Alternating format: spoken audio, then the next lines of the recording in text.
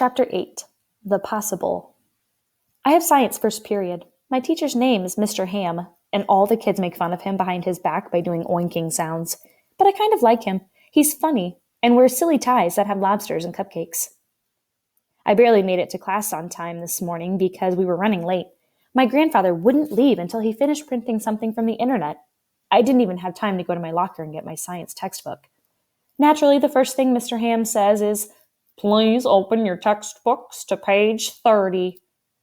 I groan. "You can share with me," Momo whispers, and she slides her book between us. "Thanks," I whisper back. At lunch, it's Sloppy Joe Day. No one exactly is sure what's in the Sloppy Joes, but everyone agrees that they are gross. After I get through the lunch line, I'm looking for Brianna when I hear someone shouting my name. "Ellie!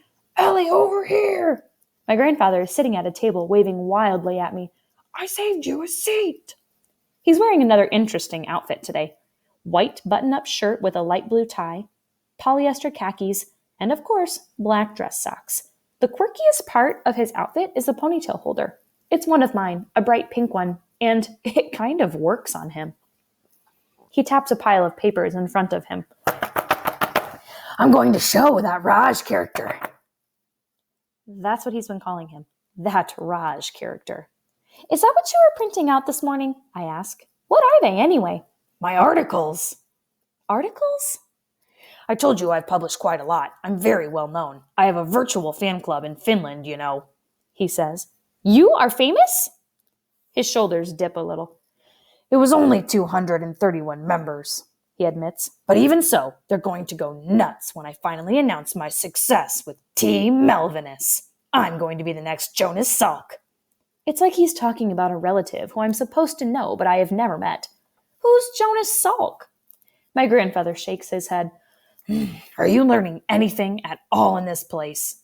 He looks past me. "If this country spent half as much time on science education as they do cheering on some idiot with a ball, you know who Jonas Salk is." I turn to see what he's looking at, and I feel a stab of pain. At the edge of the lunch court, a bunch of girls are throwing a volleyball around. Brianna is with them. She spikes the ball, and the girls collapse on the ground in laughter. I force myself to look away. Tell me about Salk," I say. "Jonas Salk developed the vaccine for polio." I'm almost afraid to ask, but I do anyway. "What's polio?" "Polio is a terrible disease. It left children crippled, killed them. Salk and his group of scientists pioneered a vaccine to prevent it. He even tested it on himself." Himself? This seems nuts to me, like Dr. Jekyll and Mr. Hyde. Was he a mad scientist or something? My grandfather sits up straighter and stares at me hard.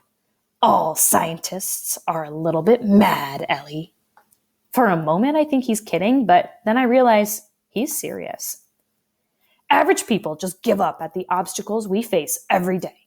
Scientists fail again and again and again, sometimes for our whole lives. But we don't give up because we want to solve the puzzle." I like puzzles, I say.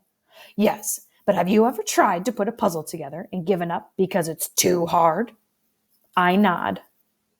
"Scientists never give up. They keep trying because they believe in the possible." The possible? That it's possible to create a cure for polio. That it's possible to sequence the human genome. That it's possible to find a way to reverse aging. That science can change the world. And I get it. A palm tree sways in the breeze, its fronds brown and shedding. Something shifts inside me, like a puzzle piece snapping into place. I look at my grandfather. "I think I know where Raj hangs out after school."